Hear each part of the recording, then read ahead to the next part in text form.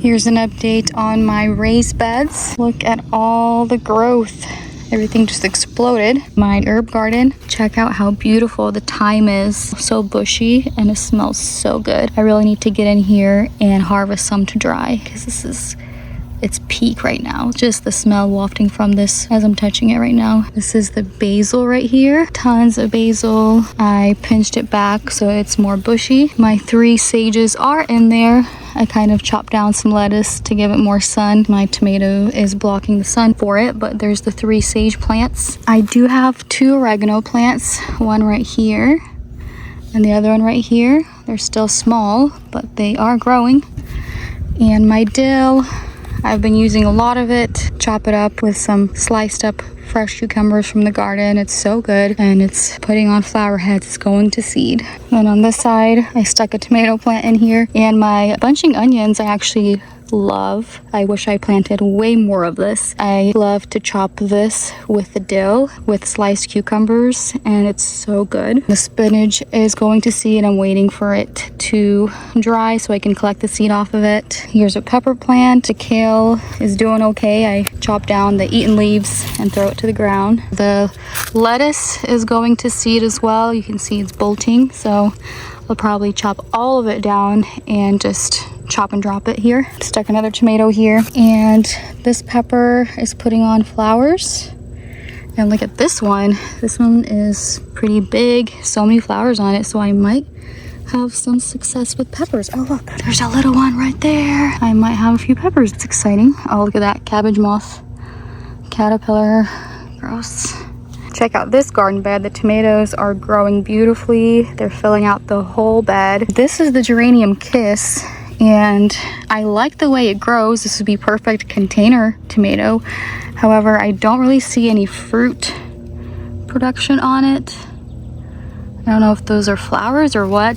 Looks like maybe a hornworm got him, but I didn't find one in here, so maybe the birds got to him. But I don't see any fruit set at all in this plant, which is unfortunate because I do like its shape. It would be perfect for containers. But this is my gold nugget right here. Looking great. This one is my raspberry Liana tomato. This one is Rosella. You can see some of my radishes in there. I still have to pick them. They're pretty old now, so I don't know if they're gonna be good anymore, but that experiment worked. I stuck a Ukrainian purple tomato on here. It's not looking really good. On this side of the bed, I planted 4 tomatoes that I'm comparing. These are 4 of the most popular black or purple tomatoes.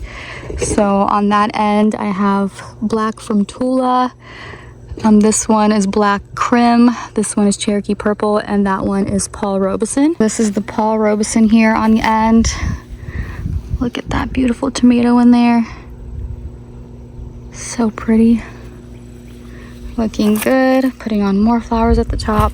This one is the Cherokee Purple, and this one has a monster tomato in there. Look at that thing. Oh my gosh, it's huge. And this is black Crim.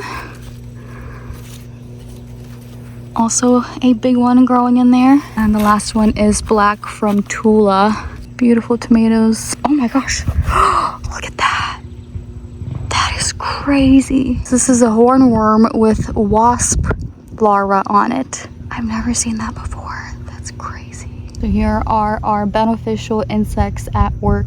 I want to check my carrot experiment. If you remember, I planted or seeded carrots in between the tomatoes early on the season. So I want to pull one out just to see what's going on in there, if they're actually producing anything. Oh my gosh. Check that out. That's a beautiful carrot. It actually worked. That's so cool. Here's an update on my white Eden climbing rose. It's put on so much growth. It's literally 3 feet tall now. Look at this stem. Goes all the way down here. Lots of fresh new growth. All that red is all new growth from the bottom. Here's my second one. It's not as tall as the other one, but it still looks healthy. Putting on lots of new growth. The trellises that I'm using for my white Eden climbing roses are from Vego Garden. These are actually their 6-tier max grow tomato towers. I'm using some of them for the climbing roses. They're super tall. They're like 6.5 feet tall. So they're gonna be perfect for my climbing roses, but you could also split them up like I did here for my tomatoes. So you can see I took this off the top of that and split them up into 2 trellises so they can be used either way. Here they are used as tomato cages. They're really sturdy, sturdier than those wire tomato cages. They have all 4 feet in the ground, as you can see, and they are perfect for supporting these really heavy fruiting branches of the tomatoes. There is some assembly required. You slide the poles into each other and then you clip the actual trellises on, but it's super simple if you follow the instructions. Not hard at all. Anybody can do it. They're plastic, and then the sticks are actually metal inside, wrapped in plastic, so I feel like they're gonna last for years.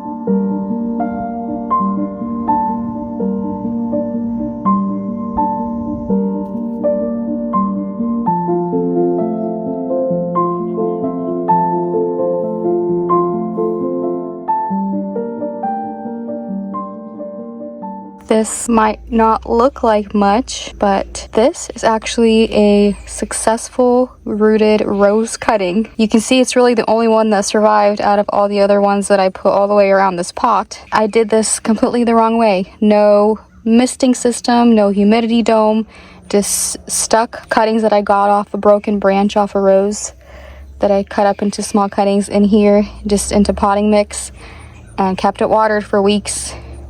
And you can see most of them died, but one was successful.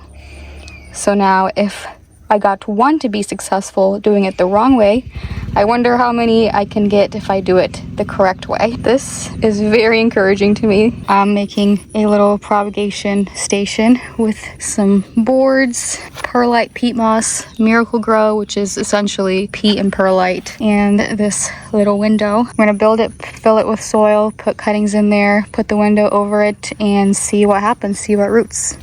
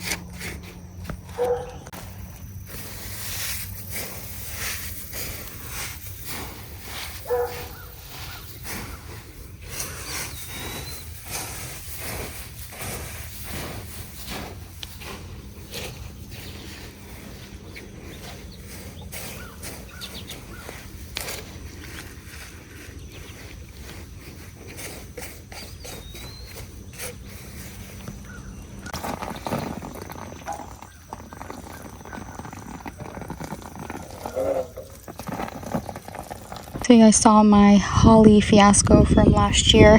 I planted 40 rooted holly cuttings that I got in the mail off Amazon, and they all died over the winter pretty much. So that was $170 down the drain. I'm not giving up. I'm going to try again, but this time I'm going to try to root holly cuttings myself. At my Lowe's, I found this Nellie R. Stevens holly. This is probably like 4 feet tall. Nice plant. And it was $58. I paid full price. It's probably the most expensive plant that I've ever bought. I'm going to try taking cuttings off all these tips except the top and try to root them and see what happens. Here is a tip that I'm going to cut off as a cutting. Just need a few leaves at the top and then a few nodes below to stick underground. So I'm just going to do enough for one cutting here. Like that. I'm gonna trim it right underneath the node and then take these bottom leaves off and just leave a few leaves at the top, and that's gonna be one cutting. Let's do this one. Cut it all the way below this node. Remove these leaves, and that'll be a second little cutting. And I'm going to keep on doing that. Here's another one up here. So just enough for one little cutting.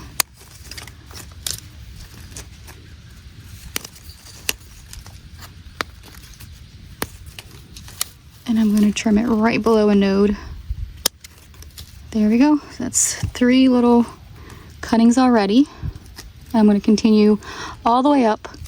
You can see it's not really going to hurt the mom plant. They're going to send out new shoots right here on the node. So if anything, it's going to make the plant more bushier.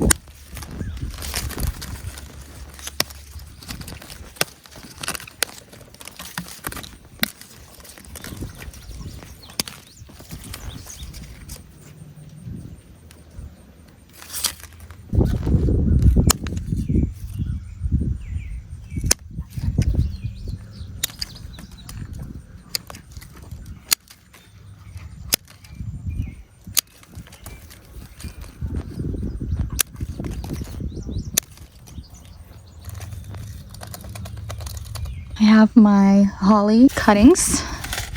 Haven't counted them, but it's a lot. I'm going to just pre-make some holes in here. I'm going to take a cutting, dip it in rooting hormone, and stick it in the hole. Keep going until all of them are in the ground.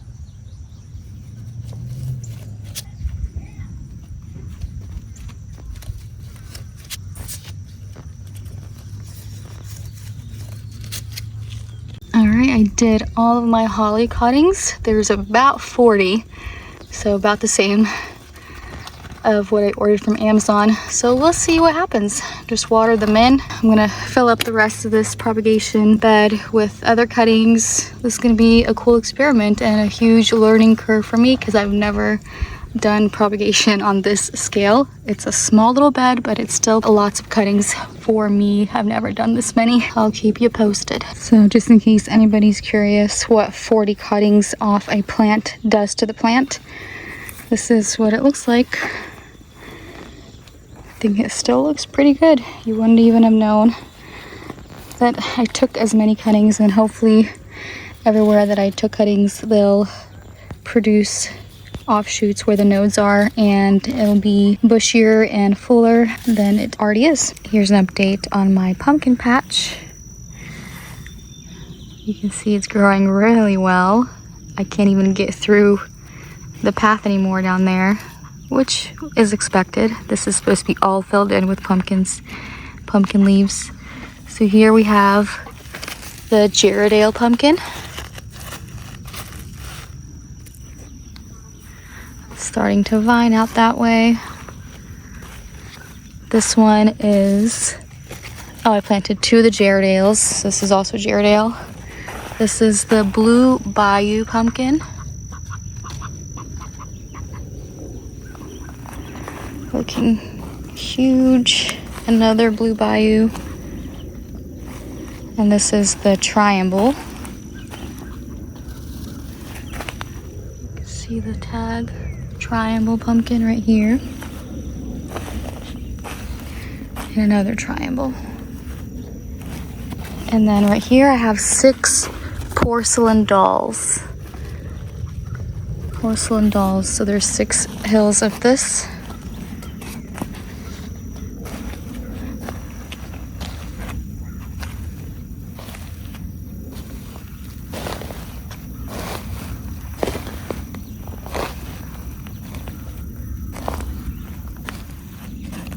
And then the last 2 are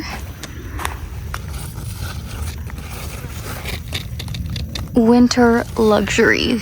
This one and that one.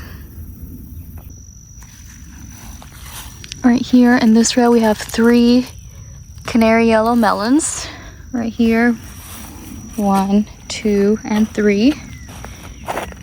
And then we have 2 holes of black futsu right here and right here. Next we have 2 holes of Jack Beetle.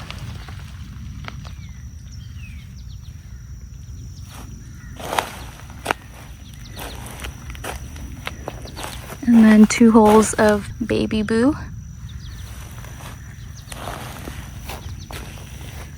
And this one.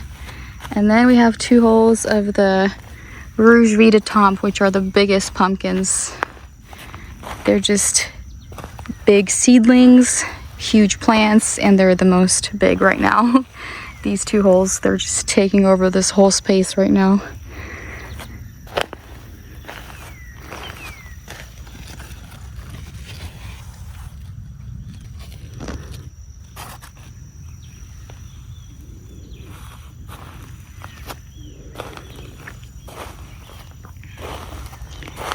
So that's these 2 holes, and next we have the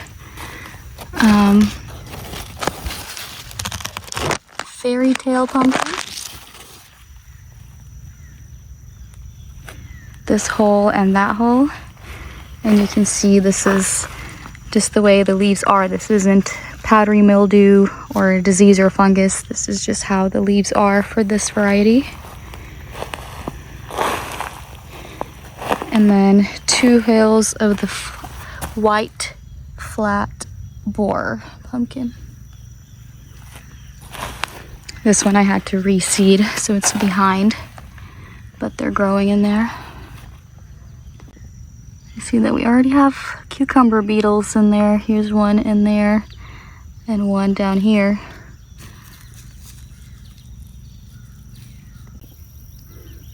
In this little section right here, I have 2 hills of the North Georgia candy roaster. They also have that look of powdery mildew, but that's just the way the plant grows. And right here's another one. And then 2 hills of the Illinois squash. The Abraham Lincoln squash.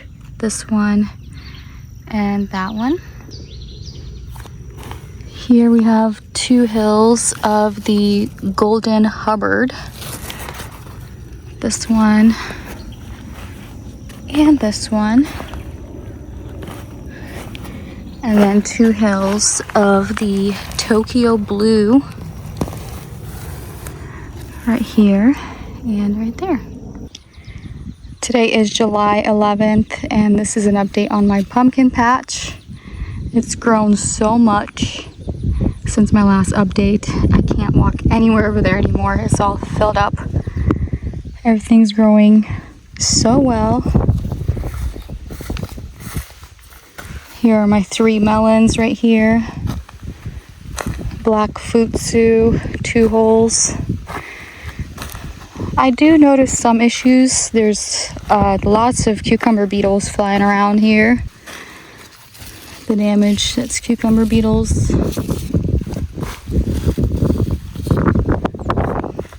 And then this rouge, where is it? Right here. Look at the squash bug damage on that. It's pretty bad. I think this is like the only one that's this bad. The rouge vita tomp pumpkin. It's really susceptible to the squash bugs, squash vine borer. But it's still growing strong. So we'll see. It's not wilting or anything. It looks amazing still. This is all growth from it, despite the damage. And then some of them I noticed kind of cracked at the base. Look at that growth. That's amazing. Can't even get through here anymore. It's a jungle. Love to see it. So pretty. Right here's one. You can see it completely cracked the stem, but it's still growing. It's not wilting or anything, so we'll see what happens with that. I'm not sure why that happened. Maybe it's because it's kind of a sloped hill that they're planted on. Here's another one that cracked or snapped. See that? But it's not wilting or anything. It's still growing. So we'll see what happens. And this is my row of butternut squashes right here. 11 different varieties. First one is the Waltham butternut squash from seed from Dollar Tree. Looks like it's putting on lots of growth. Then we have the Butterneck butternut squash. Looking good. This is the Canada Crookneck.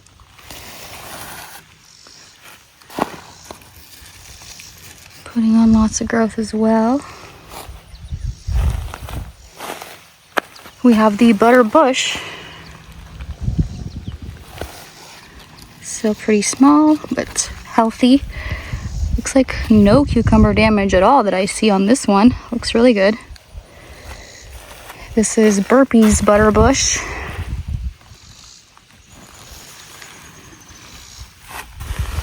A little bit of damage right here, but looking great. Similar to this one with the silver patterns on the leaves. This is the honey nut. I had to reseed this one. And looks like quite a bit of damage from the cucumber beetles.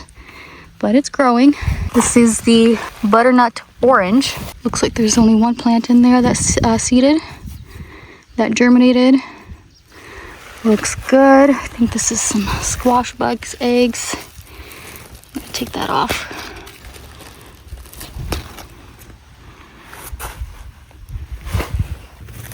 Sucrine de Berry. So this is the French one, French butternut.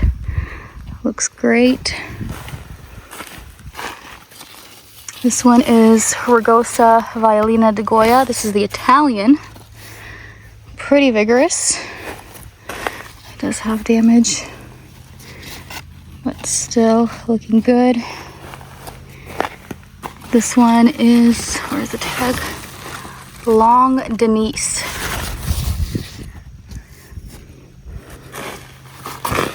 Sending out lots of new growth. And then our last one is the Tahitian melon.